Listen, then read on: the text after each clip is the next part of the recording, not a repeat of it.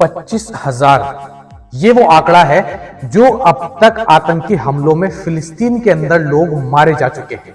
7 अक्टूबर के बाद से जो जेनोसाइड लगातार चल रहा है, इसराइल की तरफ से आतंकी हमले गाजा पट्टी में हो रहे हैं, उनमें अब तक 25,000 लोगों की जान जा चुकी है। 25,000 लोग शहीद हो चुके हैं और 25,000 में से भी अगर हम बात करें तो 17 से 18,000 की जो संख्या है वह केवल बच्चों की है।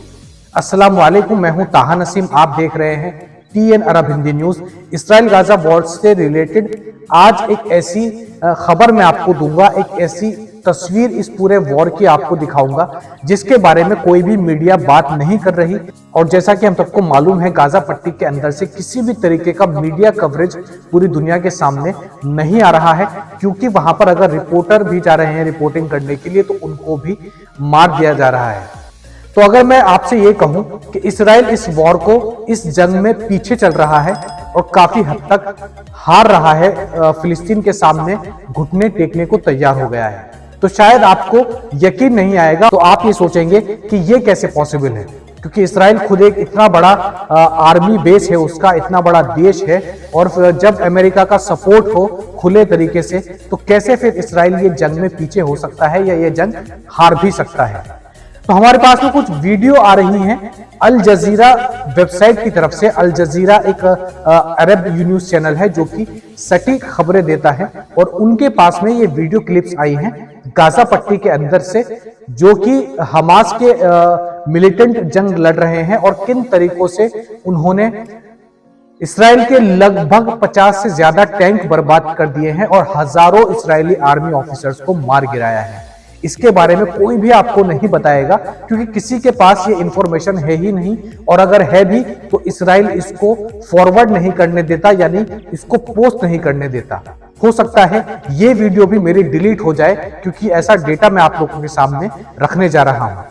तो हाँ, ये सच बात है कि इसराइल जंग में हार रहा है, फिलिस्तीन से पीछे होते जा रहा है, क्योंकि इसराइल के कई सारे फाइटर जेट्स, टैंक्स और आर्मी पर्सनल यानी कि जो सैनिक हैं वे मारे जा चुके हैं और लगातार मारे जा रहे हैं।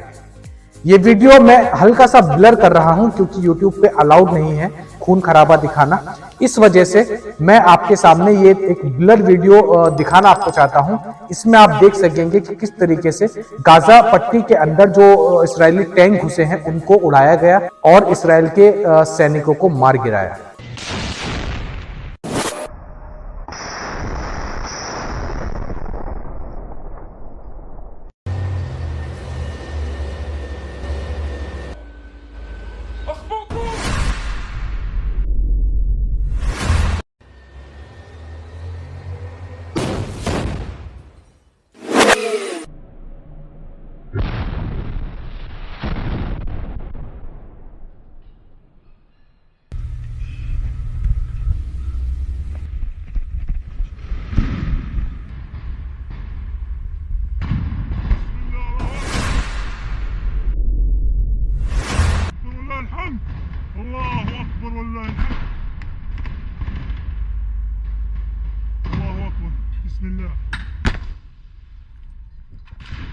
الله أكبر وجعلنا من بين أيديهم سدا ومن خلفهم سدا فأغشيناهم فهم لا يبصرون. وجعلنا من بين أيديهم سدا ومن خلفهم سدا فأغشيناهم فهم لا يبصرون. الله أكبر ولله الحمد. الله أكبر ولله الحمد. وما رميت إذ رميت ولكن الله رمى.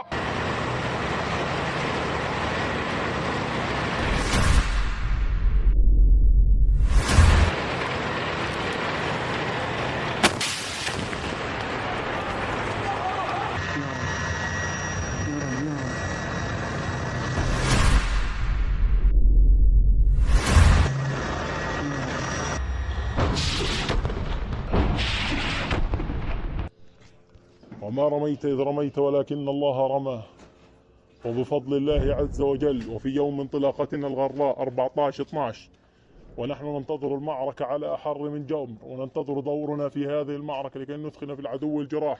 أكرمنا الله عز وجل بدخول رتل من الآليات، وهم يطلقون النار على بيوت الآمنين ويضربون يمنة ويسرى، يعتقدون أن لا أحد يصدهم. وبفضل الله أكرمنا الله عز وجل أن تمكنا من تفجير ناقلة جند بعبوة ياسين 105 وبفضل الله كانت نتائجها مبهرة. तो ये वीडियो आपने देखी, इसमें आप अच्छे से समझ गए होंगे कि गाजा पट्टी के अंदर जो ग्राउंड पे फोर्स है इसराइल की, उनको बुरी तरीके से हमास के मिलिटेंट जवाब दे रहे हैं और हर तरीके से इस जंग में आगे चल रहे हैं। लेकिन इसका मतलब ये बिल्कुल नहीं है कि इसराइल पीछे हट गया या फिर इसराइल पीछे हटेगा। लगातार इसराइल की तरफ से हवाई हमले गाजा पट्टी के अंदर किए जा रहे हैं और जो जेनोसाइड इसराइल की तरफ से हो रहा है उसके चलते अब तक 25,000 लोग गाजा पट्टी के अंदर मारे जा चुके हैं। कल की अगर हम बात करें तो एक रिपोर्ट हमारे पास में आ रही है गाजा के एक रिपोर्टर से, ये वीडियो आप देखिए।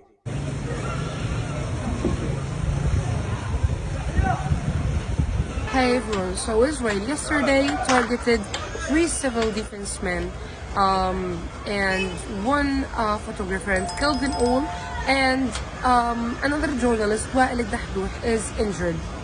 So the thing is, they were all wearing vests, all of them, different colors, same thing, wearing vests to try to protect themselves, but they were killed and injured. So no one is protected in Gaza. No one is safe in Gaza. No place is safe in Gaza. We are all subjected to the same killing machine.